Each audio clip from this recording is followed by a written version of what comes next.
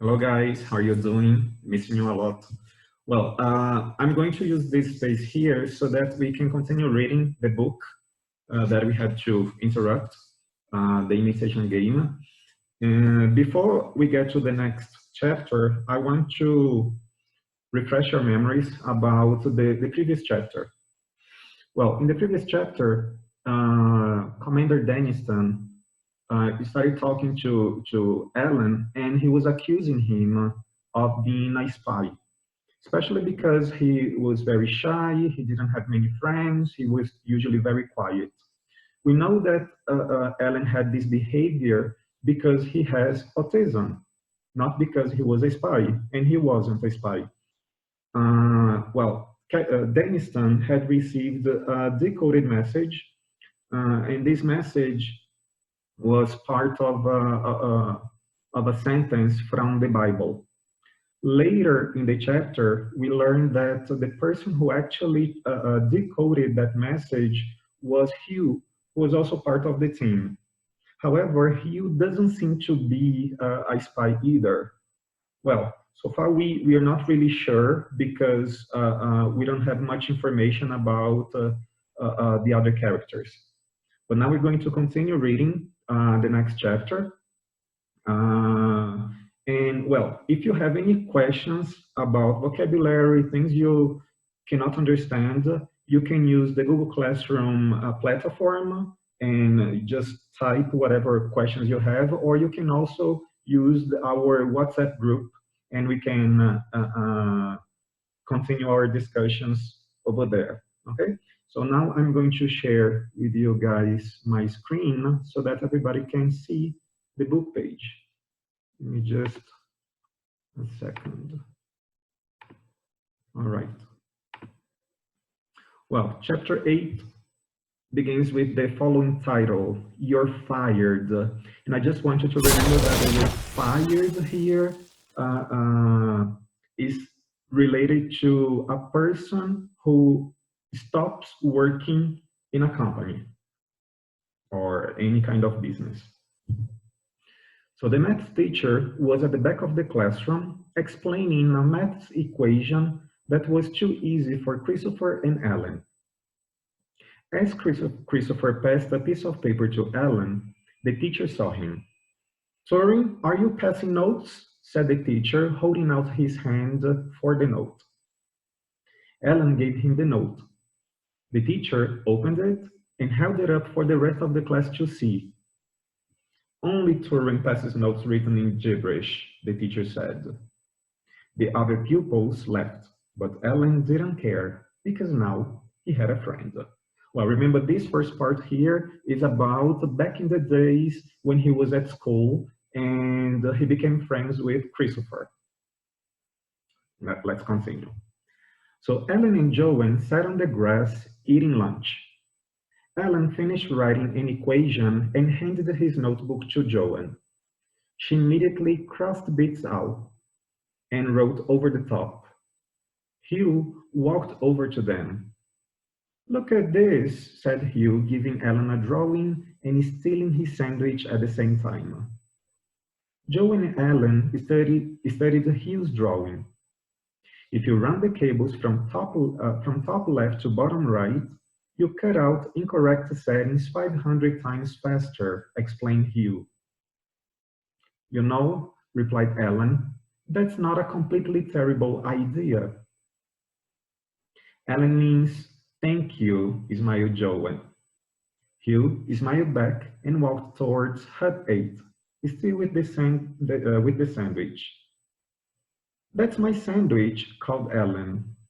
You don't like sandwiches, laughed Hugh. The machine, Christopher, was ready. The team stood back nervously. This was the moment of truth.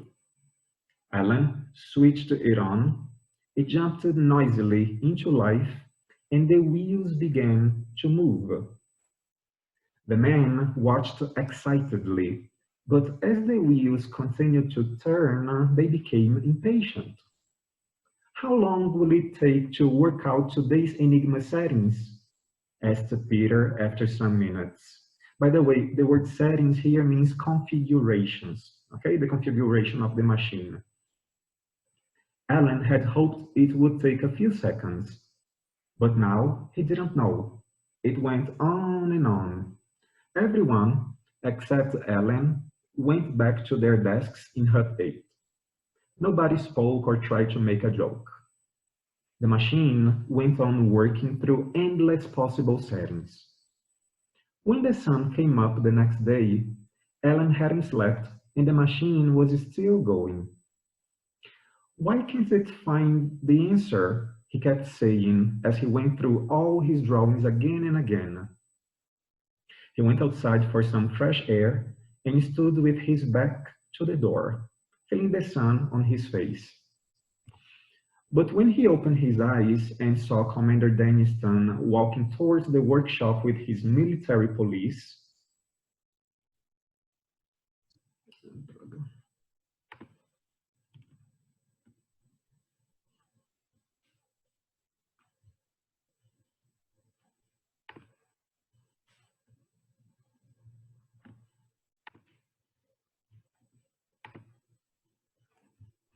but when he opened his eyes, he saw Commander Denniston walking towards the workshop with his military police. Alan ran into the workshop and locked the door from the inside. Turing, open the door, ordered Denniston. No, Alan shouted back. Denniston turned to the police. Break down the door, he said. The door crashed open. Alan was thrown to the floor and the man came into the workshop. Turn that thing off, shouted Denniston over the noise of the machine. Alan couldn't stop them. The machine stopped, and for a moment there was a shocked silence. So, said Denniston, exactly how many Enigma messages has the great big expensive machine decoded? The machine will work, said Alan, almost crying. He was angry with Denniston, but angrier with himself because he couldn't understand the problem with Christopher. It's just taking a little time. In other words, not one message, said Denniston. You have no more money and I have no more patience. You're fired. The commander turned to his military police and told them to take Alan to the gates of Bletchley Park. We'll send your things on to Cambridge, he said to Alan. No, shouted the voices from the door. Everyone turned to look. It was Hugh, John, Peter, and Jack. If you fire Alan, said Hugh, you have to fire the rest of us too. Alan's machine can work, and it's the best chance we've got. Denniston looked shocked. He didn't think Hugh was on Alan's side. At least give us more time, Hugh continued. 6 months. And if the machine doesn't produce results, we'll go back to our pencils and paper. 1 month, said Denniston, and then you can all go. They watched Denniston and his men leave the workshop. Thank you, said Alan. He knew now the team believed in him and his machine, and they had bought him more time to get it right. It had better work, smiled Hugh, putting his arm around Alan. So that's the end of chapter 8. Over the next classes, we're going to see what happens. Well, we know that codes have been used during wars. Some people exchange coded messages so that other people cannot really understand the content of the message. So I want to give you a challenge. Using our WhatsApp group, I want each and every one of you to write down a coded message using numbers, symbols, whatever, And then we're going to try to decode the messages that you send to our groups, okay? After, if nobody can decode the message, you're going to have to explain how you developed the strategy to have that code broken. Okay. If you don't have any idea of how to create codes for a message, I suggest that you go on Google and try to find different ways that you can use to write a coded message. Okay, so this is our challenge for this weekend maybe, and we can have some fun. So choose a very short sentence and write that, transform that into a code, okay, and post on our group. Okay, so we continue talking over there. See you guys, bye.